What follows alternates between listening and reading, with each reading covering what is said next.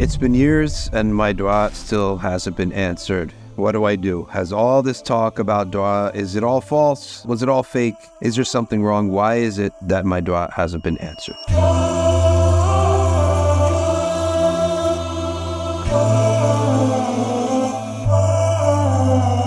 In this video, we're going to cover the wisdoms behind why sometimes the answer is delayed. The answer is delayed for sometimes very, very good reasons. Well, the first reason we're going to discuss, you don't accuse Allah and accuse the religion of being false when something doesn't go your way. The more humble thing to do is to accuse yourself. And the first wisdom behind why a person's dua may be delayed is that they are delaying it.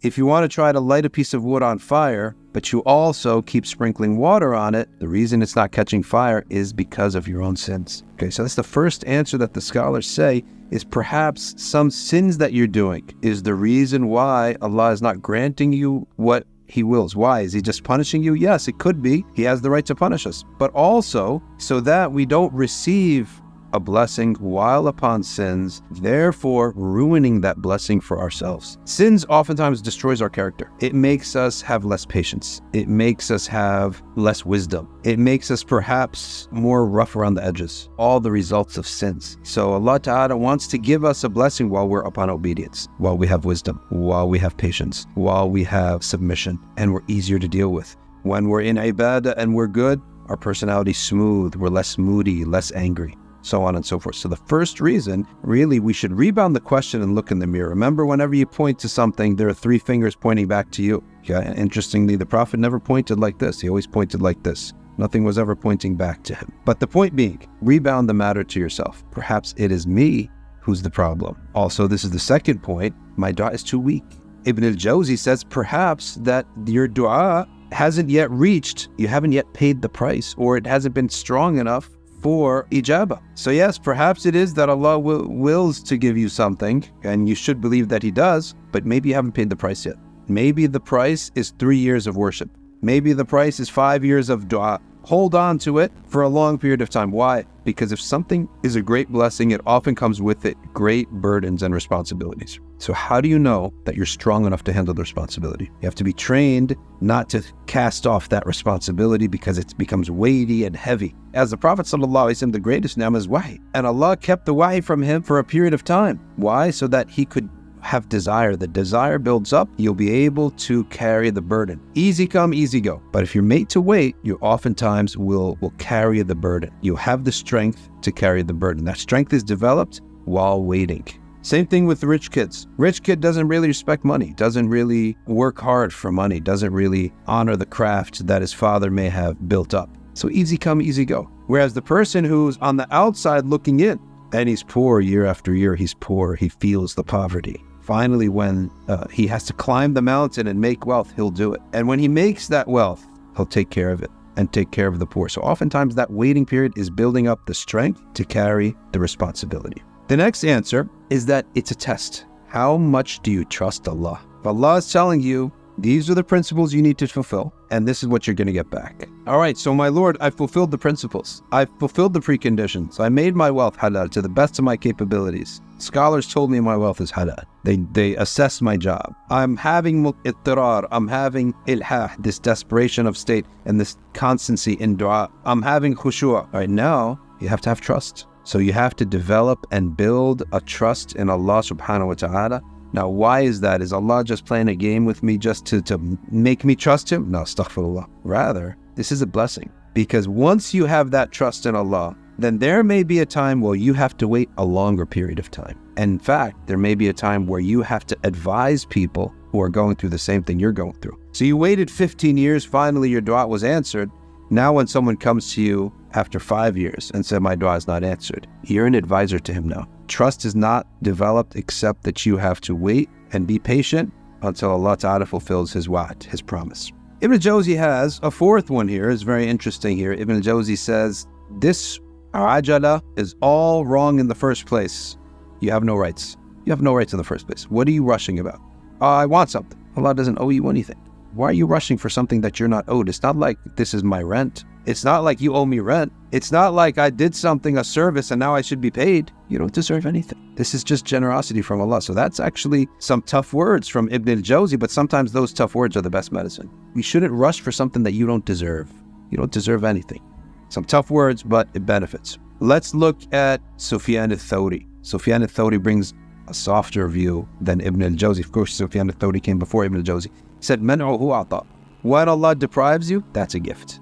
His depriving of you is the gift itself. Why is that? He says that is because it could be that the same gift given to you at this time would be ruined. It could be that when it's given to you later, it's multiplied. It could be that the gift that Allah is giving you comes with a spiky underbelly, meaning that a good thing comes with some bad things with it. And right now, you're not ready for those bad things. Like what? Everyone wants a child. You have a child. You also know that also comes with sleepless nights. It also comes with no more having a weekend off. No more having an evening off. No more sleeping in.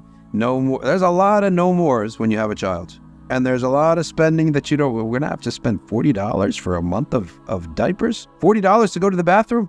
Right? There's a lot of bad smells when you have a child. You're going to get used to vomit, urine, defecation. You will see an amount of defecation that you have never imagined and never seen in your life. And it's going to get on your skin. And it's going to get on your clothes. And urine will get everywhere in the house. There's a lot of... This is why Allah subhanahu wa ta'ala says in the Quran, وَيَدْعُ الْإِنسَانُ بِالشَّرِّ دُعَاءُ بِالْخَيْرِ. You ask for something good, you don't realize you're asking for a lot of bad things too. Every worldly blessing has a bad part to it. Just as every bad thing has some silver lining to it. So this is Sufyan al-Thawri telling us when he deprives you from it, that's actually a good thing. He's depriving you from some of the bad things related to it. It's amazing, these scholars, when they put their mind to the matter, how many wisdoms they extrapolate. The ulama said is that sometimes Allah may wait in His granting you what you're seeking until all the worldly means are finished, until there are no more worldly means. Right? Why is that? It's because so you can see that when it happens, it only happened by Allah. Meaning that you end up in a situation, you're seeking something, you use up every single worldly means there is to attain to that until there's nothing left, no other avenue, and you admit to that, only then does Allah grant it to you. Why is that? So that you know that this was from Allah. And when you know it's from Allah, you know it's blessed.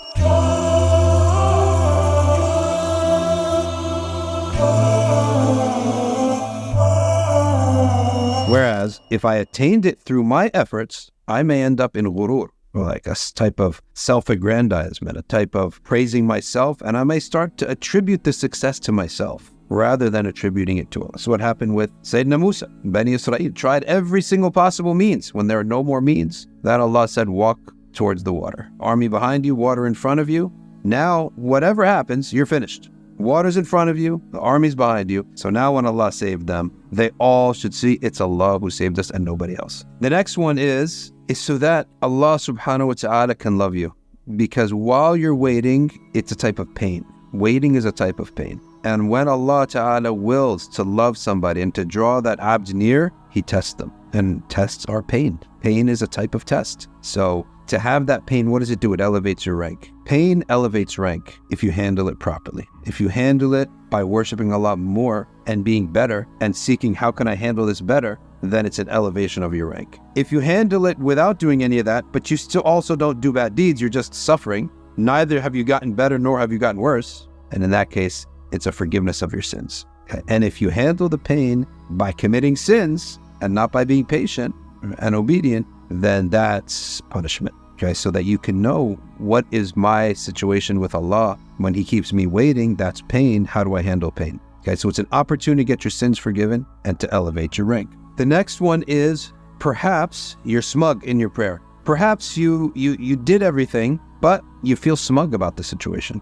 And so this wisdom says that Allah may delay the answer of your prayer so that you can attain a level of ittirar, that the waiting becomes so painful, it pulls out of you a desperation and dua. There was once a young man, he couldn't ever get married. No woman he wanted would ever marry him. Every time he'd propose to a woman, she'd say no. And he sometimes would go long stretches not finding anyone to propose to. So he finally now started to change his tactic, and he would propose to women that he imagined it gotta be a slam dunk. A woman, for example, she's older with 3 kids. Usually, type of woman like that, not a lot of people will propose to her. One time he even proposed to someone handicapped that very few people would propose to.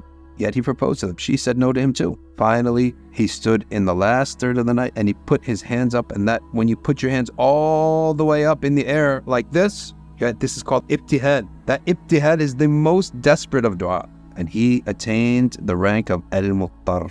Someone then, few days later, after that ibtihad, proposed to him a sister. Why don't you propose to her? He said, this sister's out of my league. In her family, in her attractiveness, in her social standing, she's way out of my league. And it happens. People pass a judgment on themselves that she's beyond my level. He said, just propose, you never know. She accepted him, after all that.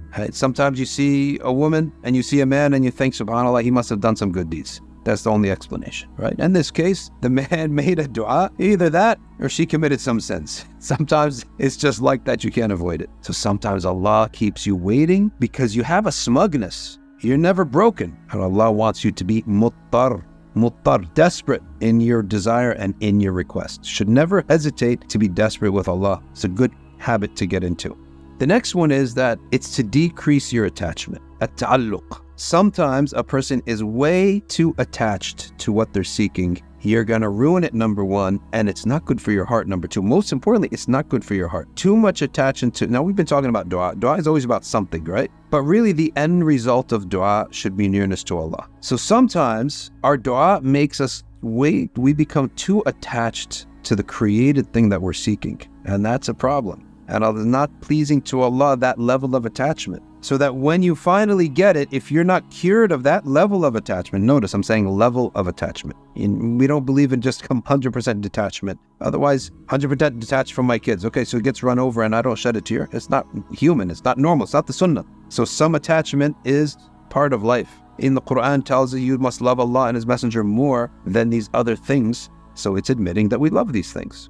And that ayah means that we would not disobey Allah for the sake of these things. We would not decrease our worship of Allah for the sake of these things. So if our attachment is way too much, then when we receive this thing, we're not going to do good. We're going to do bad. We disobey Allah for the sake of preserving this thing. All right. So you finally get to marry the woman of your dreams. Now you're following her around like a puppy and you forget about Allah, forget about striving, forget about da'wah, forget about the masajid. That's not what Allah wants for you. That's not what's pleasing to Allah. You can have what you're seeking in a balanced way. In a way, you haven't lost the huquq of Allah and your number one attachment remains to be Allah subhanahu wa ta'ala. So this is, again, to decrease and rectify your level of love of the creation so that Allah Ta'ala remains to be the sole source of your attachment. Next one is very interesting. He said that perhaps your dua is already answered, but it just hasn't borne fruit yet. So you ask Allah Ta'ala for a successful business. Perhaps you already are doing that business, but it just may take 10 years in order for it to come into fruition. So you may be, all right, let me get rid of this business and find another. This business not working. Let me find another business. And you keep failing at those other businesses or nothing's coming up. In reality, you have the business that's going to have your opening, but it just hasn't come yet.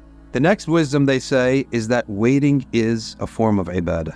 Intidharul faraji ibadah, the Prophet ﷺ said. Waiting for relief is, in fact, a type of worship. And one of the ahadith about when does Allah laugh? As Allah laughs at the abd who is waiting and waiting and waiting and waiting. And finally, the night right before Allah's will is going to come to him, he gives up. It says that Allah Ta'ala laughs at this abd who he was like minutes, one day away from waiting. And he finally he gave up. Then Allah grants him what he was looking for. He shouldn't give up. But this is just one case that Allah is describing here. But intidharul faraj is an act of ibadah. Waiting is an act of ibadah. Why is it an act of ibadah? Because it shows faith. I believe. I don't see it, but I believe. And isn't the first sign of a believer, yu'minuna bil ghaib, is to believe what you don't see. I don't see the promise of Allah. Allah promised me, but I don't see it. I'm going to hold on to that promise. Remember Prophet Musa and Harun, 40 years waiting and 40 years not seeing one sign of anything that would take down the Fir'aun. Did he see a big weapons shipment come from Bani Israel? No. Did he see Fir'aun's army collapse? No. Did he see another enemy come to destroy Fir'aun? Nothing. Yes, there were the 9 plagues, the 9 signs, but it didn't decrease the power of Fir'aun nor increase the power of the Bani Israel. So I didn't see any sign that this is going to happen. Yet one day it happened. So intidharul faraji ibadah. Also, ubudiyat al-rida, learning to be content. This is something I always think about. What happens when I do get it? Maybe I'm going to go and become the same old whiny, unhappy person anyway. How many times has that happened in your life? The moment I get this new house, that's it. I'm going to be happy. I'm going to be content. All right, you get the new house. In 2 weeks, you forgot that it's the new house. You're back to your old, same whiny self. You marry this person, this is the person that I want to marry my whole life. It's going to be perfect now. After 3 weeks, you're fighting. After 3 weeks, it's like you're walking across each other in PJs and you look terrible. All of a sudden, all the mystique is gone and all the flair is gone. And you're back to being discontented. So how about, perhaps, the delay is to teach you a lesson on how to be content without it. As Shafi'i said, if you learn to be content without something, then you can enjoy it. But if you can't be content without it, then you're going to be its slave. You will be the slave of that thing if you cannot be content without it. So being content without it doesn't mean I don't want it. Doesn't mean I'm detached from it, but it's a different skill. It's a skill of the heart. Learn to be content so that with or without this thing, I'm good. I'm not going to collapse. I'm not going to have a crisis. This delay is for you, not against you. So you can learn how to be content. Next is more munajat. Allah Ta'ala loves the munajat of His slaves. And you love this thing so much that you will pray for hours and hours and hours to Allah for it. And what happens if Allah gives it to you? No more salah, no more munajat, no more intimate prayer and supplication. So that Allah Ta'ala would love to delay this dua for you so that you can have more munajat to the point that munajat becomes part of your life. Even when your dua is answered, you're going to continue in the same state of munajah. Now your iman is here. Now you received your gift. Your iman doesn't drop. You keep your iman at the same level. And in fact, it increases. So that this took training. It took you not having what you want and still keeping up those prayers. Then when you have it, you'll still keep up the gratitude. As opposed to you prayed very well, you got it right away. Now all of a sudden you're going to stop. That's the benefit of delaying the ijabah. Next is, they said, husn al-dhanni billah, learning to have a good opinion of Allah, because many people, their ego acts up and they get mischievous and they start saying, oh, Allah's torturing me. He's playing games with me. He's making me wait. Why all this waiting? Why can't I just be treated like an adult?